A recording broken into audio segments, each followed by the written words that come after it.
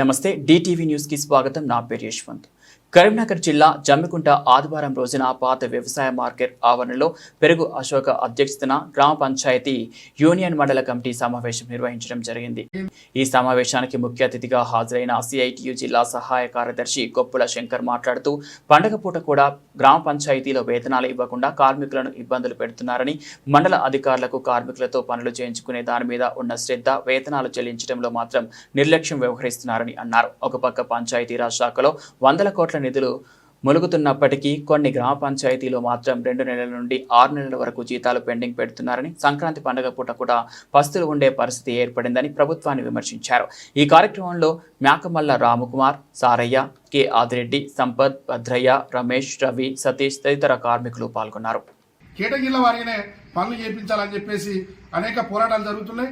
ఈ కాంగ్రెస్ ప్రభుత్వం తాను అధికారంలోకి వస్తే మరి ఉద్యోగ భద్రత కల్పిస్తాం, కార్మికులకు కనీస వేతనం ఇస్తాం, కార్మికులకు సంబంధించిన ఇబ్బందికరమైన జీవోలను సవరిస్తామని కూడా చెప్పడం జరిగింది ఎన్నికల ముందు. దానిని నిలబెట్టుకోవాలని చెప్పేసి ఈ సందర్భంగా మేము డిమాండ్ చేస్తున్నాం. అలాగే కనీస వేతనం 20,000, 26,000 ఇచ్చే వరకు కూడా ఏదైతే మున్సిపాల్లో స్థానిక సంస్థల జీవో 60 నంబర్ ఉందో దాని ప్రకారం 16,500 రూపాయల వేతనం కొనసాగించాలని చెప్పేసి కూడా డిమాండ్ చేస్తున్నాం. అట్లాగే కేటగిరీల వారిగానే పనులు కొనసాగించాలి. అదేవిధంగా ఏదైతే కార్మికుడు ప్రమాదశాస్తు డ్యూటీలో మరణిస్తే ఇన్సూరెన్స్ 10 లక్షల రూపాయలు కూడా ఆ కుటుంబానికి అందించాలని చెప్పేసి, ఆ కుటుంబంలో ఒకరికి ఉద్యోగం కల్పించాలని చెప్పేసి, ఏదైతే ఇన్సూరెన్స్ డబ్బులు కూడా కార్మికులకు వాళ్ళ వేతనాల నుండి కట్ చేసి మరి వాళ్ళ DPOలు కానీ MPOలు కానీ మరి ఇన్సూరెన్స్ చేయిస్తున్నారు. ఇది సరైనది కాదు. ప్రభుత్వం ప్రత్యేకంగా ఆదేశాలు ఇవ్వడం జరిగింది.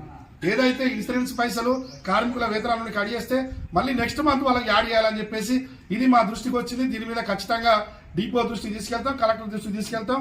వెంటనే ఈ మండలంలో ఉన్నటువంటి కార్యదర్శులు అందరూ కూడా స్పెషల్ ఆఫీసర్లు మరి ఇన్సూరెన్స్ పైసలు వారికి జమ చేయాలని చెప్పేసి డిమాండ్ చేస్తున్నాం. అదే కాకుండా కూడా రాష్ట్ర వ్యాప్తంగా ఉన్నటువంటి సమస్య, ఇవాళ కార్మికులకు ఆన్లైన్లో పేర్లు లేకుండా కొందరు పనిచేస్తున్నారు. వారికి సరైన వేతనం 9,500 రావడం లేదు. అదేవిధంగా 2 నెలలకోసారి బట్టలు కానీ, సబ్బులు కానీ, కొబ్బరి నూనె కానీ, గ్లౌజులు కానీ ఇవ్వాలని ఇప్పటికే జీవోలు ఉన్నప్పటికీ కూడా వాటిని కూడా అధికారులు నిర్లక్ష్యం చేసి ఎక్కడ కూడా అమలు చేయడం లేదు. ఒక పక్క వేధింపులు, అధిక పనిభారం, ఇంత చేస్తున్నా కూడా కనీస వేతనం రాకపోవడం ఇది సరైనది కాదు. కాబట్టి దశల వారీగా ఆందోళన పోరాటాలు నిర్వహిస్తాం.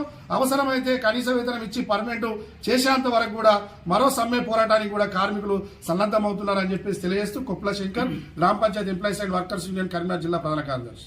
గ్రామ పంచాయతీ ఉద్యోగ కార్మికుల ఐక్యత, పోరాడదాం పర్మనెంట్ చేసేంత వరకు, పోరాడదాం మల్టీపర్పస్ జీవో రద్దు చేసేంత వరకు, చెల్లించాలి పెండింగ్ జీతాలు వెంటనే, పర్మనెంట్ చేయాలి గ్రామ పంచాయతీ ఉద్యోగ కార్మికులందరినీ వెంటనే, చెల్లించాలి గ్రామ పంచాయతీ కార్మికుల కనీస వేతనం 26,000 రూపాయలు, కల్పించాలి PF ESI సదుపాయాలు, జిందాబాద్ CITU, గ్రామ పంచాయతీ ఉద్యోగ కార్మికుల ఐక్యత.